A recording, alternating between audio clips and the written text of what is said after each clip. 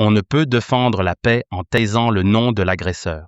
Malheur à ceux qui appellent le mal bien et le bien mal. Ésaïe 5, 20. Réaction du président de la démocratie chrétienne aux propos de son éminence, le cardinal Ambongo. La démocratie chrétienne tient à réagir avec clarté et responsabilité aux récentes déclarations de son éminence, le cardinal Fridolin Ambongo, relatives à l'accord de Washington et au rôle des États-Unis, notamment sous l'administration du président Donald Trump, dans les efforts de paix en République démocratique du Congo. Nous exprimons d'emblée notre profond respect pour l'Église catholique et la Conférence épiscopale nationale du Congo, CENCO en sigle, piliers historiques de la conscience nationale.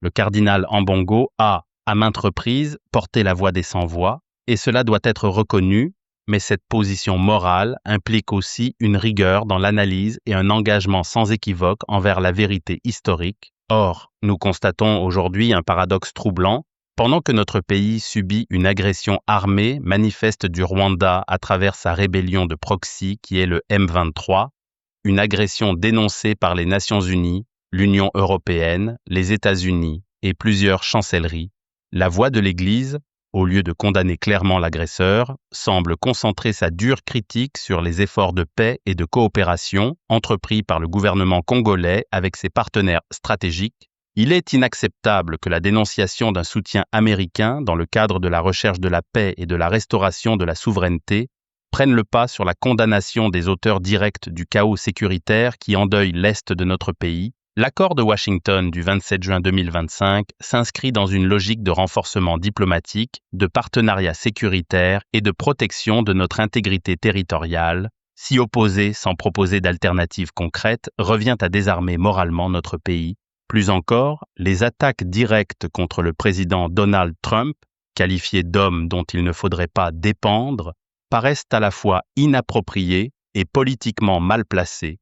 Qu'on l'apprécie ou non, Donald Trump a, durant les premiers mois de son mandat, contribué à des avancées diplomatiques significatives dans plusieurs foyers de tension. Israël, pays arabes, Corée du Nord, Arménie, Azerbaïdjan, Inde et Pakistan. Ce bilan ne peut être effacé par des jugements idéologiques. Si la RDC peut bénéficier d'une dynamique de paix, aucun partenaire sérieux ne doit être écarté sur la base d'appréciations subjectives. Nous appelons le cardinal Ambongo et la CENCO à exercer leur mission prophétique avec responsabilité et équilibre, dénoncer clairement les causes réelles du mal congolais et ne pas détourner le regard de l'agresseur et sa géocriminalité décennale. Le silence sur le Rwanda devient, dans le contexte actuel, une injustice en soi, car, comme le rappellent les Saintes Écritures, « Malheur à ceux qui appellent le mal bien et le bien mal » Ésaïe 5:20. La vérité morale consiste à nommer les faits comme ils sont, non à les travestir par crainte, convenance ou calcul. La paix exige du courage, mais aussi la vérité. Elle ne se construira ni sur l'ambiguïté, ni sur le double discours. L'Église peut et doit continuer à jouer un rôle dans la pacification de notre pays. Mais cela suppose qu'elle parle avec cohérence, en nommant les faits tels qu'ils sont et en soutenant les efforts diplomatiques sincères qui vont dans le sens de la protection du peuple congolais. La démocratie chrétienne congolaise renouvelle son soutien à toute démarche qui place la souveraineté, la vérité et la dignité du peuple congolais au centre de l'action politique, diplomatique ou morale. Aujourd'hui, la RDC a besoin d'unité nationale, pas de confusion morale. Vérité et justice pour la République démocratique du Congo, démocratie chrétienne, DC, le président national, Eugène Diomi,